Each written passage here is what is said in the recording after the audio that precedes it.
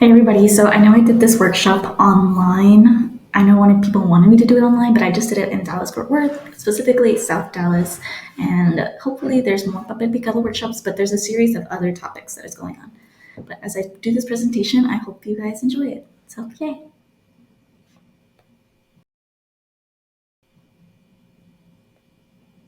So, primero, antes que nada, I'm pretty sure a lot of people know what papel picado is. Here in the United States, and especially in Mexico, they celebrate it and they bring it up, but I don't think people really know what it's from. Specifically, in the United States, you see it at the grocery store. You see it at Target being sold. You see it on Amazon being sold, and it's being sold only for like Dia de los Muertos, and now it's being accepted, quote unquote. But actually, papel picado is used for all sorts of Mexican celebrations.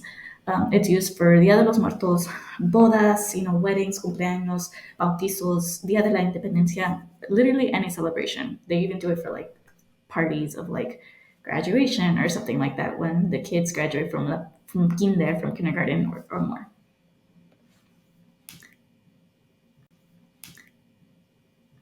But actually, before modern times, before colonial times, since technically Mexico is a colonial state, we actually had amate, and I believe I'm pronouncing that word right. I could be wrong in pronouncing it, but amate is bark paper that has been used in Mexico since pre-colonial times. The word amate is paper, but I just say papel amate just for anybody who may not understand me. Um, Usually, there was like tree bark. And like pulp of fig. They made their own version of like paper that they had in Mesoamerica. And when they used the paper, it was used for religious or ceremonial rituals. It had sacred use in those type of events. It was a way to communicate, just like normal regular paper. And obviously, they were really, really appreciated. And it wasn't until the Spaniards who came in and destroyed a lot of our indigenous practices is when it would change. Even though the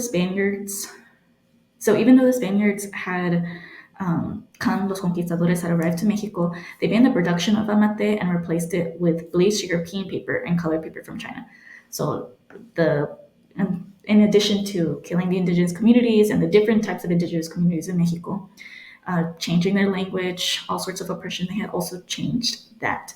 Of course, we weren't going to go down without a fight because a lot of our words in Spanish come from our lengua indígena. Like in Mexico, it's Xochimilco, but in Spain, they're like, what the heck is that? Oaxaca. And again, the Spaniards don't know. They just don't understand us. And we will not let them. We will go back to our indigenous roots. And so the papel china, as the Mexico community, this people would say, papel china came from Europe and they were trying to implement it. Since we weren't going to go down without a fight, we actually, um, like repurposed it and still tried to implement something of like celebration that would be accepted from the communities that were doing the oppressing towards the indigenous people. So specifically the Otomi community, which is usually like central Mexico, not specifically like Mexico City, but there is Otomi communities in Mexico City and Hidalgo and Puebla and Veracruz. They still use it today for ceremonial purposes. They began to do what is it? They began to do produce the paper commercially and sell it in large cities like in Mexico City. I'm specifically from Mexico City, but not really, because it's actually a small pueblo in Hidalgo. And then because of work, my family had to immigrate to Mexico City and then to the United States. So because of that, I see it all the time and I know and I live with the community and everything. But they revived it and was revived by Nahua painters and promoted by the Mexican government because now it's seen like as accepted. And now in the United States, they destroyed it too, because I believe in my words is that we are double colonized. Especially Texas is like 6 times colonized. But the tissue paper of China is really, really really, really embedded into the community. And we use it in all sorts of ways. Like I said, for our Mexican celebrations, for bautizos, like Christmas, we even use it for Christmas as well, just all sorts of things. And now And now we have papel china that the Spaniards use and have like forced upon us, and we use it as papel picado. There are stores, events, and more that sell it in types of plastic or types of cloths, but this is not the real papel picado. We have amate, and then we also have papel picado. Papel picado is made on china paper, specifically to signify how delicate life is, and to symbolize the one of the four elements of wind, because especially in Dia de los Muertos, we use it. It's to symbolize that. And actually, a lot of people don't. And actually, a lot of people don't know how papel picado is made. You can see that the previous slide they had a lot of like beautiful little designs and everything, and you can really tell the difference between fake papel picado or like assimilated because of the simple designs and in comparison to the complicated ones. I usually see that the complicated ones are actually made by like real people and artisans and not machines or like laser. And so if you see in the pictures, you can see all the tools that these people use. It takes a very long time to do, and it's very, very expensive and time consuming. They kind of do, from my understanding, a type of apprenticeship, and it's like family run and family owned. And then they bring it to the city sometimes, because I know, at least from me, from personal experience, this could not be everybody. I know a few families in Mexico City that when I go over there and visit and love everything with my family, they are specific. Those people that are selling the papel china, papel picado china, they actually are from indigenous communities, and they're like, oh yeah, like we come over here once we're finished making it to sell it. This could be the case for some, not all. I am not sure if it's all, because obviously everyone's situation is different, and I'm sure there are more people who make papel picado than just the indigenous communities that may live on the small pueblitos in the outskirts. Um, and as you can see, there's this like very complicated but very, very beautiful designs, and I wouldn't even know how to begin to see and say how beautiful these things are. Now with this one, you can see, I always see the one with the bicicleta del señor con su pancito, and then on the, which would be my right, there's also other types of intricate designs. It's, again, it is very, very time consuming, but such a loving and a beautiful art.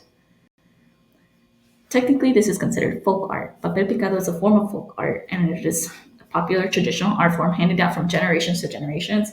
That's why I said it was within family to make it. Think of it like the movie Coco, how I believe it was Manuel, the little boy was doing the shoemaking from generation to generation to generation.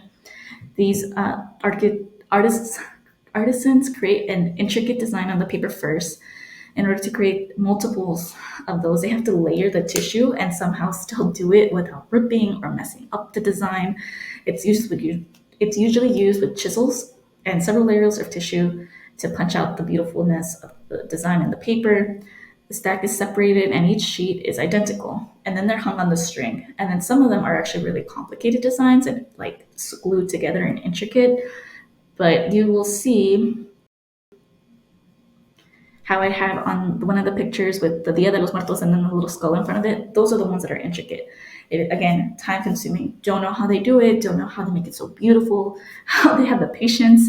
But you can see that all these papel picados are very different. Like I was saying, the one that to me I always see the most popular in all sorts of events is the one of the little skull, la calaveritas, is que están en la bicicleta and the bicycle with some type of designs at the top. This one says Dia de los Muertos. I've seen other ones where it says Feliz Navidad or el papel, or los pancitos, the little breads, de pan dulce. And then we see one in the middle where it's white, and that one is used for a wedding. As you can see, it says a name, two names for the wife and the husband. But I bet you didn't know that papel picado actually has meaning behind the colors. So not only does papel picado have the meaning of, like one of the four symbols of wind and everything, it also shows what some of these colors mean. That's why sometimes when you see, at least like I know from my community, from where I'm from, we do a papel picado for a different color for those who passed away really young. And it's it. So I know some of them just have green and white, and it's just to symbolize hope for white and green because it was a young soul who passed away. Some of them, for example, like pink is celebration. That's why maybe you see more of it and more intricate designs on pink ones when it's like birthday parties and things like that. Uh, Obviously, some people don't stay true to the colors. I am not sure why or if that's allowed, but this is from the research that I have done, cross reference with some of my Indigenous community members that I know of and am in contact with who live and participate in the community. And in the workshop, I was consistently asking people in the workshop, I was consistently asking people to, make their own papel picado. And they did it with scissors, and they could see how hard it is.